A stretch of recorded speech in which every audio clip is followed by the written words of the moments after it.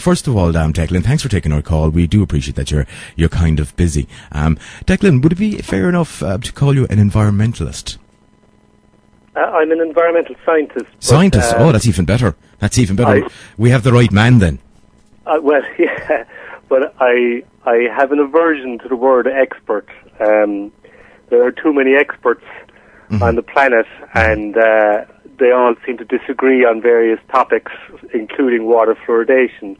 And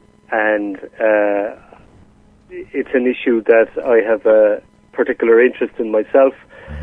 But, you know, in Ireland, we've got an expert body that give advice to the government on water fluoridation, and I don't know how they get nominated to the expert body, but I would have concerns about a lot of them in respect to their qualifications to be able to review the information on fluoride accurately.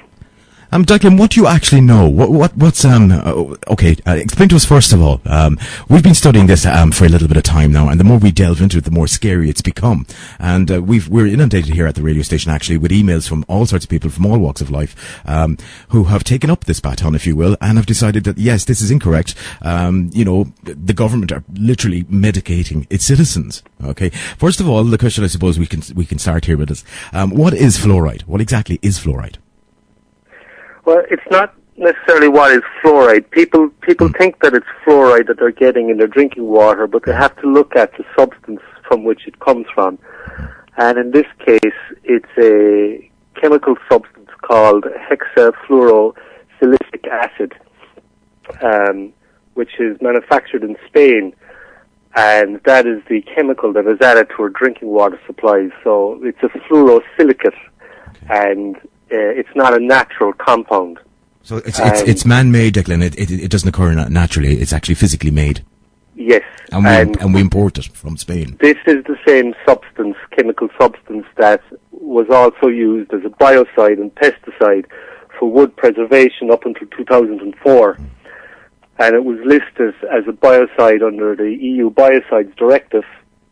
And it was removed as an authorized substance in 2005 due to a lack of toxicological and human health safety data that could prove or demonstrate that it was safe for humans or the environment.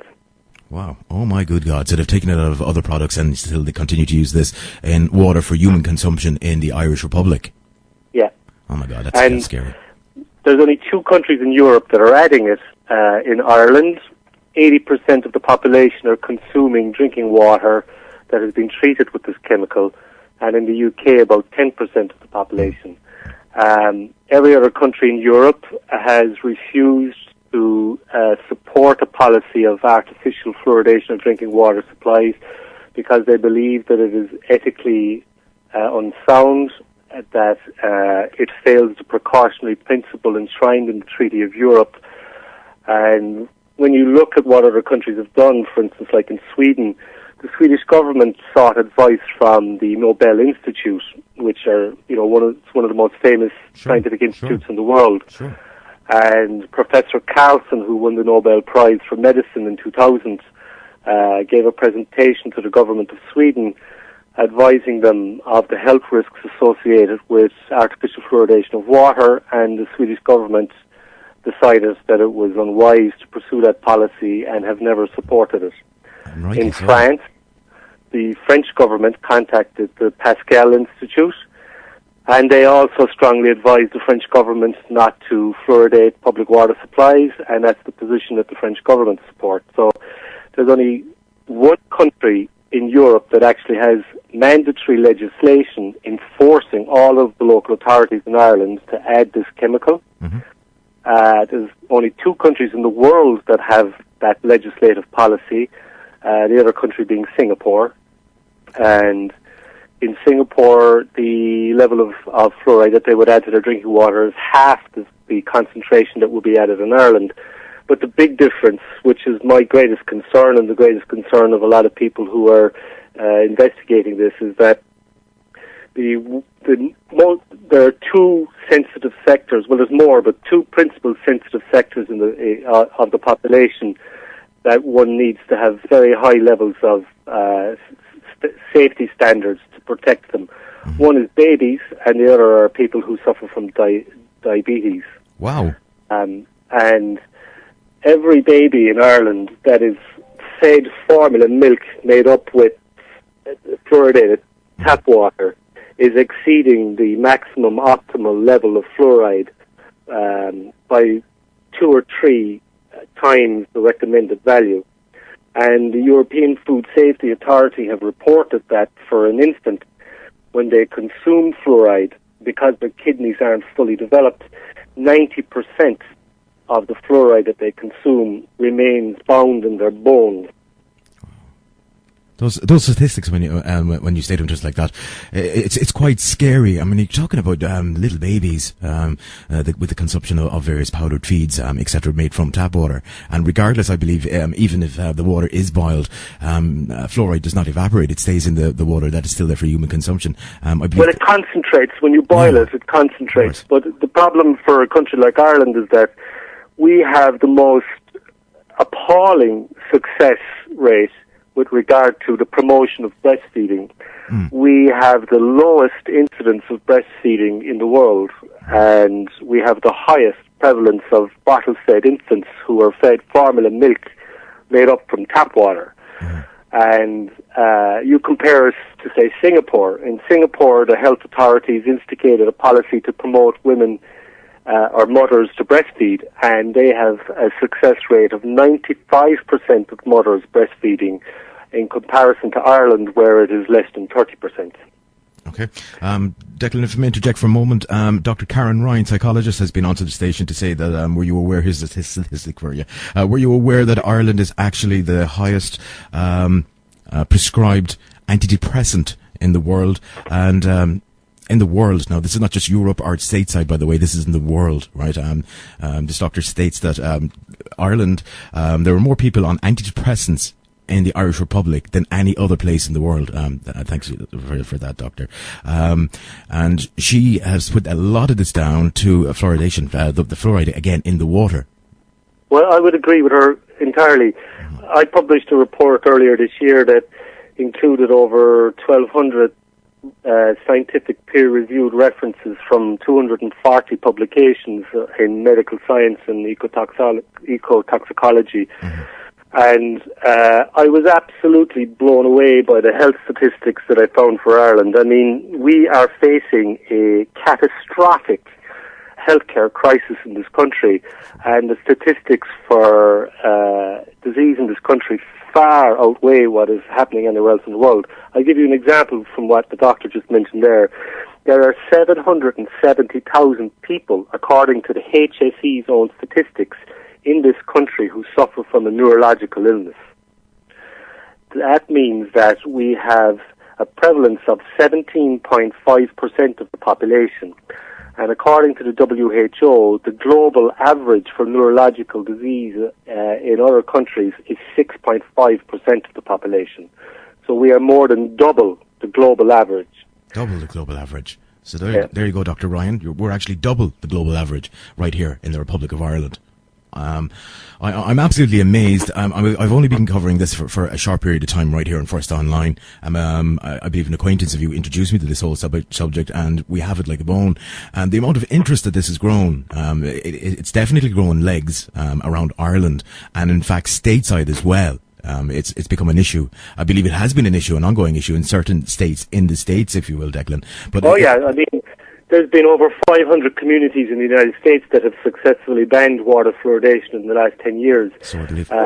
And in Canada now, it's less than 35% of the drinking water supplies in Canada would be fluoridated. They're having great success, but in Ireland, we're hitting a brick wall because the body that is advising the Minister for Health is refusing to accept any scientific study that shows any harm from fluoride exposure to the population. And this isn't new. I mean, in 1993, the United States Agency for Toxic Substances and Disease reported on the toxicological profile of fluorides, and what they concluded was this: because fluoride interacts with calcium ions needed for effective neurotransmission, fluoride can affect the nervous system. Sure, of course it can. And there was a study published this year in Spain in a neurological journal where they found that the prolonged ingestion of fluoride may cause significant damage to health and particularly to the nervous system. And they equate it to being a enzymatic and biological poison that can take up to 20 years to have its full effect in the population. God, that's scary. That's absolutely scary. I presume at this stage that, to the best of your knowledge, people like Taoiseach, well, I categorically know that Taoiseach has been, this has been put to him in the public domain on numerous occasions at this stage, and to date he's not sent one communication to anybody involved that has contacted him directly, face to face, as an Irish citizen. Well, yeah, he has responded to me with 2 letters. Oh, has he? Okay. And what did he state to you, if that's a fair question? He said that he's reviewed the information that I've given them and he's raised concerns with the Minister for Health and asked for the Minister for Health to examine them. But, I mean, you know, and you have to look at... Declan, has the Minister for Health got back to you to say, I'm in receipt of a letter from the Taoiseach?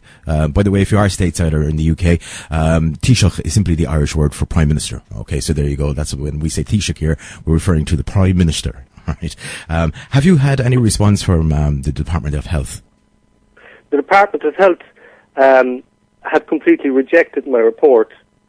And surely that's a degree of ignorance, Sam Declan, right there. I mean, like, the whole world can't be wrong. I mean, you've just stated that a certain percentage of states in Canada, per se, have forced fluoride out of their drinking water, and have several states in the USA as a country. The people have got behind this and said, no, we're not doing this anymore. You're medicating us here. Back away. Well, yeah, and it's not just that. Like, every other member of the European Commission has taken the same stance. And there is not a country in the entire continent of Europe that would support the policy. But, you know, in the context of other health issues for the wider population, I mentioned diabetics to you earlier. In Ireland, we have an estimated 400,000 people who are diabetic in this country. We have another 400,000 people who have been registered or are thought to suffer from depression. We have 300,000 people who suffer from osteoporosis, and osteoporosis is one of the key impacts that fluoride would have on a population because it weakens their bones. We have 585,000 people who suffer from chronic pain in this country, of which 60% of them found that musculoskeletal pain was the main cause of pain that they were suffering. And the first signs of chronic exposure to fluoride in the population would be musculoskeletal pain, osteoporosis, and dental fluorosis. And in Ireland, over 40% of children under the age of 18 are now known to suffer from dental fluorosis, which means they are chronically overexposed to fluoride. And if you take it back to the last 40 years of the population who've been exposed to it, it's well over 1.5 million of the population would have visible physical signs of chronic overexposure in fluoride. So it's like 1 in 3 children in Ireland suffer from dental fluorosis. Oh, God, that's unbelievable. As expected, we're inundated here with texts, emails, and phone calls to the station. We first broadcast this last Friday, by the way, and we had Aisling Fitzgibbon on with us last Friday before she went to Electric Picnic here in Ireland. It was a musical event here in Ireland, and the young lady that we had on is going to be speaking with us again through the course of this afternoon to see how she got on at Electric Picnic and what was going on up there. Look forward to speaking and reacquainting myself with Aisling a little bit later on. In the meantime, if you have just joined us as First Online Radio, my name is Alan O'Donnell. Thanks for your company. You can text us, by the way, 08527307777. Call us direct to studio on 0035361594361. Make it easy for you. All the contact information is on the website, which is www.firstonlineradio.com. I'm joined on telephone by Declan Waugh, who is an expert in the field. In fact, he's a scientist. Declan, at this stage, your own business is called Environmental Business Management Services. Well, it's Environmental Management Services, Sorry, yeah. Environmental Management. Where are you based, Declan? I'm based in Bandon in West Cork, and I had no intention of ever writing a report on fluoride. It largely came about because myself and my wife had a baby 11 months ago. Congratulations. Thank you. And it was my first time being made aware of the issue of fluoride, because there's no university in Ireland